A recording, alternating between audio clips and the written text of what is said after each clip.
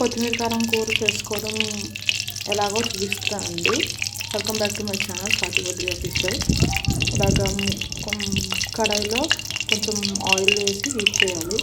అది హీట్ చేశాక మనము వంకాయలు కర్రీ పెట్టుకొని నీటిలో వేసుకోవాలి. నేను ఎందుకంటే నల్లబడకుండా ఉంటాయి కాబట్టి ఆ వంకాయలు కూడా వేసేసుకోవచ్చు.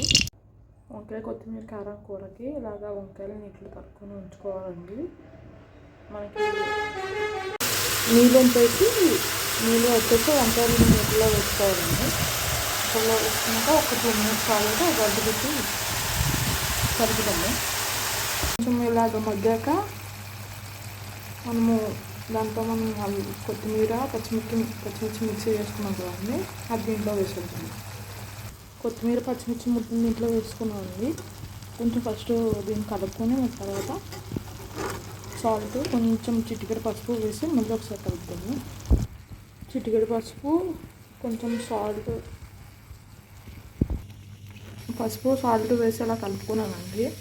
ఒక 2 to 5 minutes అలా ఉంచితే ఆ కొత్తిమీర ఫ్లేవర్ పచ్చిమిర్చి ఫ్లేవర్ అనేది ఆ వంకాయ ముక్కలోకి దిగుతుందన్నమాట. అది 2 to 5 minutes అయిపోయాక మనం ఆఫ్ చేసుకోవడం, స్టవ్ ఆఫ్ చేసుకోవడం.